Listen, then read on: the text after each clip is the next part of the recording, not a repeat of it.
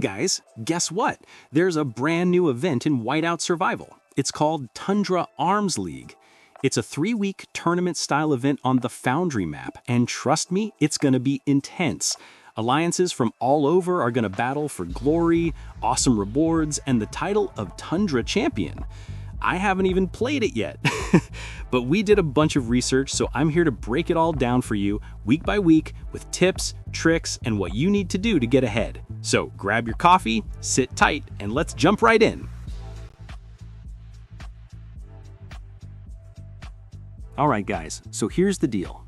Tundra Arms League is basically a big alliance tournament split into different zones.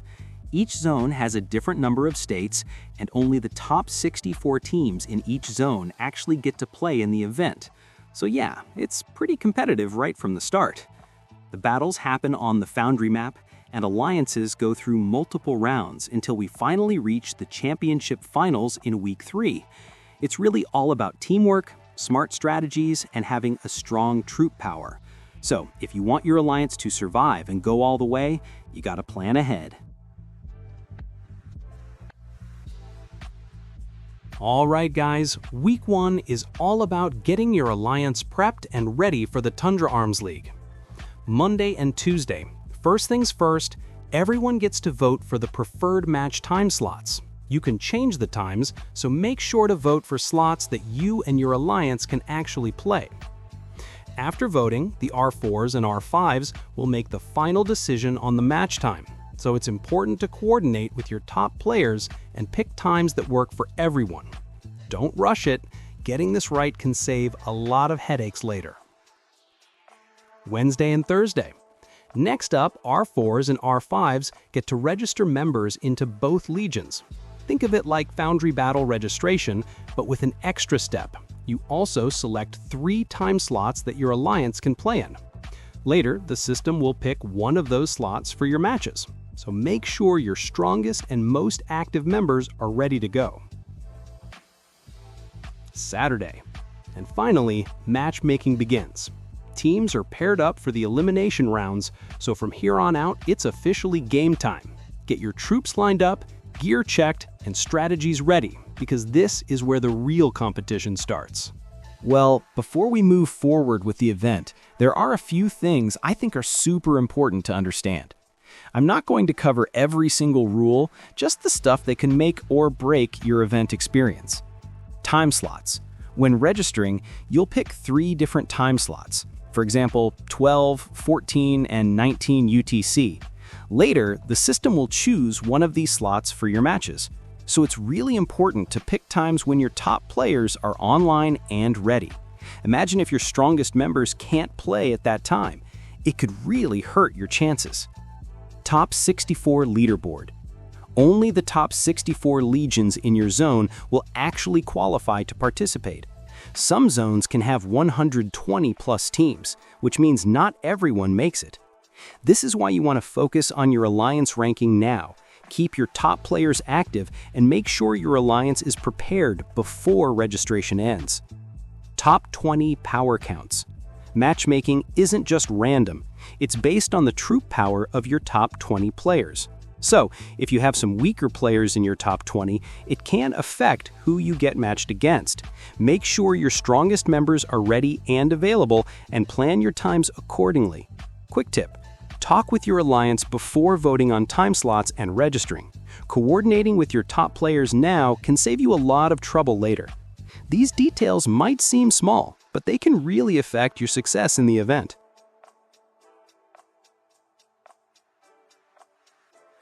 All right, guys, now let's talk about week 2, the Elimination Rounds. Even if we're not there yet, it's really important to understand how it works so you can plan ahead and get your alliance ready. Here's the setup. Each zone selects the top 64 legions and then divides them into 4 groups. You can see your group in the top right corner of the screen. Each group has 16 legions in total. On the screen, you'll see 8 teams on the left and the other 8 on the right. That's all 16 teams in your group. This layout makes it super easy to check your opponents, see your group at a glance, and understand how the rounds will progress. When you look at the group screen, you can also see the exact dates your legion is scheduled to play and which legion you'll be facing in each round. This is really important because it lets you coordinate with your top players and make sure everyone is online and ready. And remember, the top 20 players' true power matters for matchmaking, so having your strongest members available at the right time can really make a difference in how well your legion does. Here's how the elimination rounds work. In the first round, all 16 legions compete and 8 winners move on to the second round. In the second round, 8 legions compete and 4 winners advance to the third round. In the third round, 4 legions face off and 2 winners reach the final round. Finally, the winner of this last match gets promoted to the championship week. So basically, every match counts. Lose once and your legion is out. That's why understanding the setup and planning ahead is so important. And that's your full guide to Week 2. If you understand the group layout, match dates, and how the rounds progress, you'll have a much better shot at making it to the championship.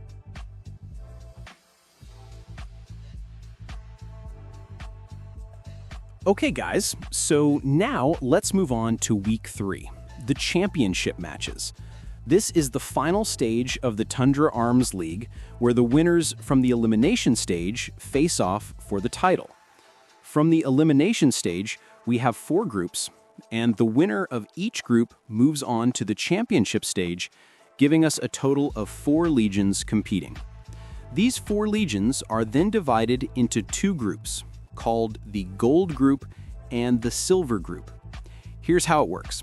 In the Gold Group, the winner moves straight to the final, but the loser isn't out yet. They get another chance to reach the final. Meanwhile, the Silver Group winner goes on to face the loser of the Gold Group in a semifinal match. The winner of this semifinal then goes on to face the Gold Group winner in the grand final match. So basically, even if a top team loses once in the Gold Group, they still have a shot at the final. This setup makes the championship stage really exciting because every match counts and there's still a second chance for strong legions to fight their way to the final. And that's how the championship stage works. Next, we'll talk about the rewards you can earn from these matches.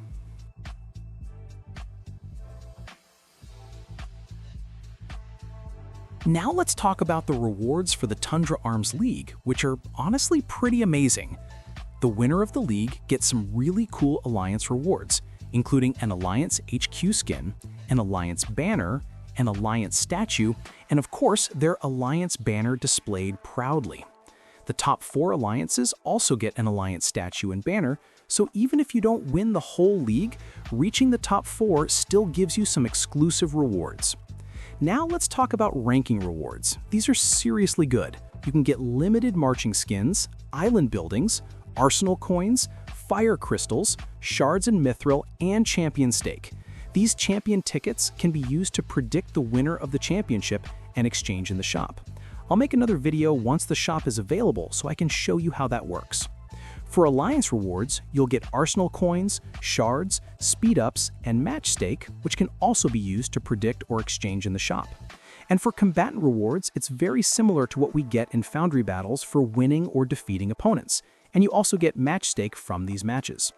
Oh, and one more important thing I forgot to mention earlier. This tournament, whether you win or lose, does not count toward your Alliance Foundry battle win percentage, so you don't have to worry about it affecting your stats. Overall, this league is all about exclusive rewards and bragging rights, so make sure your Alliance is ready to give it your all.